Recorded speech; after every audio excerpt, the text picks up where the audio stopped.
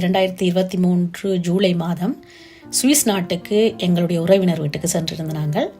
அங்கே என்னுடைய மச்சாள் ஒருவர் மலையாண்டிய பகுதியில் தான் அவர் வாழ்கிறார். அவர் நெடுகளும் நடக்கிறதுக்காக அந்த மலைக்கு போய் வருவதாக கூறி எங்களையும் அழைத்து சென்றார்.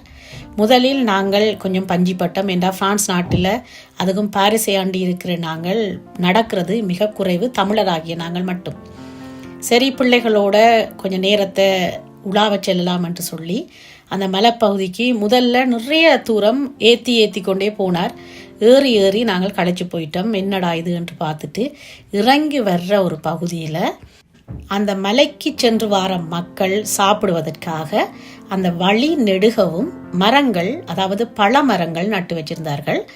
நாங்கள் போன காலத்தில் பிஞ்சுகள் கொஞ்சம் காயாகவும் சிலது பழுத்தும் இருந்தது. எங்களுடைய குழந்தைகளுக்கு மிக மகிழ்ச்சி. ஏனென்றால் நாங்கள் பாரிஸில் வாழுவது அப்பார்ட்மெண்ட்டில், எங்களுக்கு தனியான வீடு நிலத்தோடு இல்லை.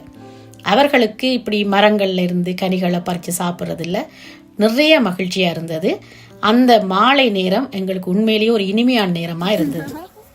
இது என்ன காய் சொல்லுங்க பாப்போம். இது ஒரு காட்டு பாதைக்குள்ள நான் பார்த்து கொண்டு வந்தேன்னா நானும் கொஞ்சம் பிடிங்கி வச்சுக்கிறேன். இது என்ன காய் சொல்லுங்க பாப்போம் தெரிஞ்சாக்கள். இக்காய்களை நுவசெத் என்று பிரெஞ்சு மொழியில் சொல்லுவார்கள், ஆங்கிலத்தில் ஏசல்நாட் என்று சொல்லுகிறார்கள். இதற்கு வேறு பெயர் இருக்கா என்று தெரியவில்லை. தமிழ் மொழியில் இதற்கான பெயர் இருக்காது என்று தான் நினைக்கிறேன். இந்த மரங்களும் அங்கு நிறைய இருக்கின்றது. நாங்கள் பாரிஸை அண்டிய நகரங்கள்லையும் ஊர்கள்லையும் வேலியோரங்களில் இந்த மரங்களை நாங்கள் அதிகமாக பார்ப்போம்.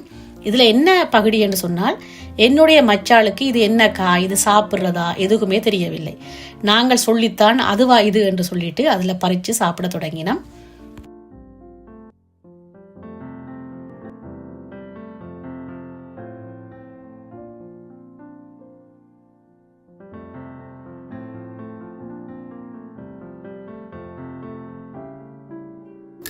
என்ன பழம் எடுத்து சாப்பிடினா பாருங்க.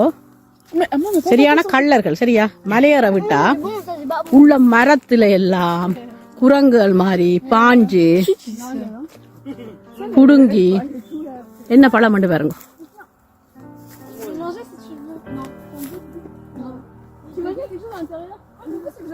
இந்த பழத்தை புடுங்கி புளிக்க இப்ப நானுமா தான் செய்ய போறேன்.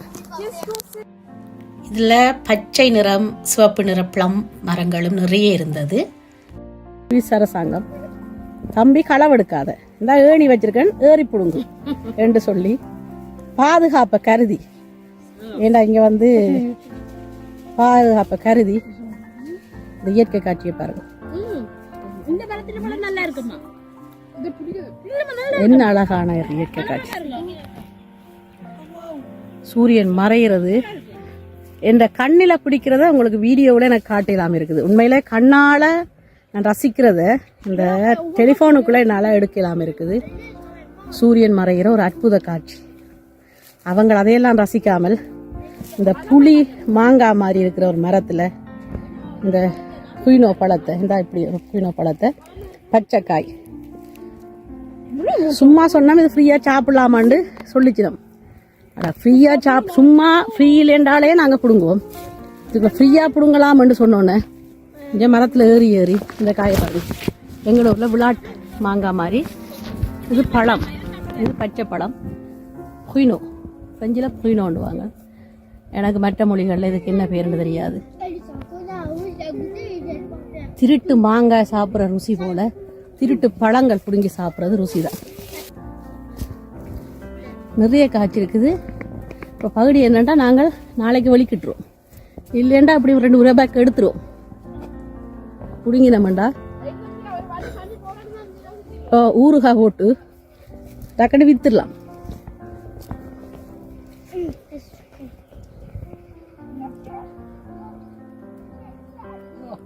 இயற்கைன்ற வெளியில் அள்ளி கொட்டுது. காடு, மலை, வயல் மூன்றும் கலந்த ஒரு இடம். 3 நிலங்களும் இருக்குது. காடு இருக்குது, மலை இருக்குது. இதுதான் அந்த மலைப்படு கடாம் என்ற அந்த புலவர் சொன்ன மலை, ஜானை படத்திருக்கிற மாதிரி தெரிகிற ஒரு மலை. இது இல்லை, புலவர் சொன்னது வேறு மலை. ஆனால் அதே மாதிரி ஒரு மலையை நான் பார்த்துட்டு அதில் ஒரு மகிழ்ச்சி.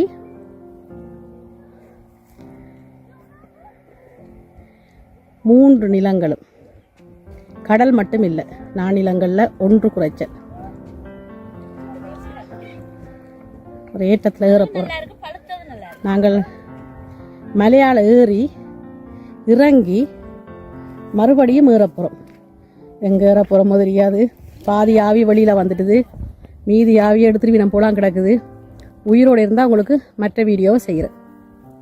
அது வரைக்கும் நன்றி, வணக்கம். சூரியன் மறைகிற காட்சியை பாருங்க, இவ்வளோ அழகாக இருக்குது.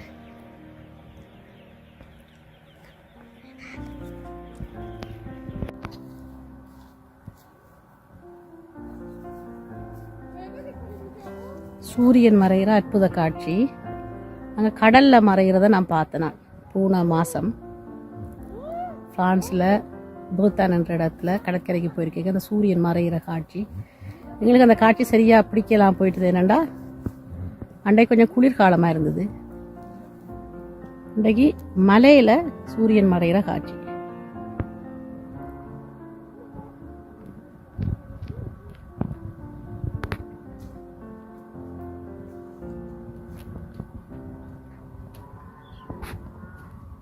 இந்த காட்சியை படம் பிடிக்கிறதுக்கு உண்மையிலே மேலே தான் ஏறணும். இன்னும் மேலே ஏறணும்.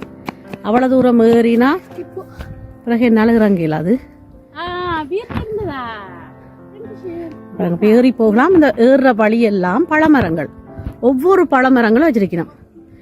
இது மக்களோட நலனுக்காக வச்சிருக்கணுமா, என்னத்துக்கு வச்சிருக்கணும் எனக்கு தெரியல. ஆனால் போராக்கள் பிடிங்கி சாப்பிட்றதுக்கு வச்சிருக்கணும். ஒவ்வொன்றும் ஒவ்வொரு பழமரங்கள். மற்றது புயினோ, அதுக்குள்ள அந்த சூரியன் மறைகிற காட்சி. இயற்கை தாளாட்டுற சுவிஸ். இயற்கையே தாளாட்டு, இயற்கை எங்களை தாளாட்ட, அந்த இயற்கையே தாளாட்டுற நாடாக இருக்குது இந்த நாடு. ஆனந்தமா இயற்கையை அள்ளி தாளாட்டி கொண்டிருக்கிற அழகான நாடு. புகைச்சல் இல்லை, வாகனங்களோட புகைச்சல் இல்லை, சத்தங்கள் இல்லை, ஃபேக்டரிகள் குறைவு, ஆடு மாடுன்ற சத்தம், அவண்ட சாணகங்கள வாசனை, காடு மலைன்ற மரங்கள வாசம், பறவைகள் இந்த ஒளி, இதெல்லோடையும் சேர்த்து இந்த சூரியன் மறைகிற ஒரு அற்புத காட்சி தான் மறைஞ்சு கொண்டு வந்துச்சு. அற்புதமான காட்சி. அமைதியை நாடணும் வேண்டா சுவிஸுக்கு வரலாம். அமைதியை விரும்புகிறாக்கள். ஆனால் என்னண்டா நாங்கள் வந்துட்டு அட்டையும் வீடுகளில் போகிறது அப்படித்தானே இடங்களை சுற்றி பார்க்குற காசுகளை கொடுத்து மலையில் ஏற சொல்லி நம்ம காசு அந்த மலையில் ஏறுறதுக்கு சரியான காசு. நான் இன்னும் போகையில் எனக்கு அந்த காசுகள் கொடுத்து இயற்கை காட்சி பார்க்குறது உண்மையிலே விருப்பம் இல்லை. கடவுள் தந்த இயற்கை காட்சியை காசு கொடுத்து பார்க்குறான்னு. இப்போ உங்களோட வீட்டு பக்கத்தில் ஒரு மலை இருக்கான்னு கேட்க அவள் கொண்டு வந்து காட்டினா, ஆஹா இப்படி ஒரு அழகான இடமா, வயல், மலை, காடு, மூன்று நிலங்களும் கலந்த ஒரு சூழலில் நான் இன்றைக்கி நிற்கிறேன். இப்போ இரவு 8:30.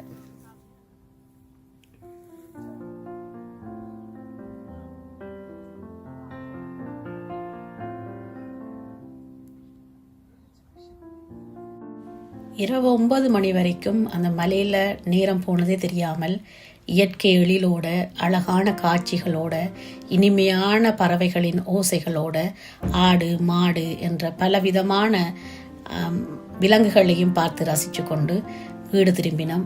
இப்படியான ஒரு அழகான வாழ்வியல் முறையை பார்த்து ரசிக்கிறதுல புலம்பெயர் நாட்டுக்காரருக்கு உண்மையில மகிழ்ச்சி தான்.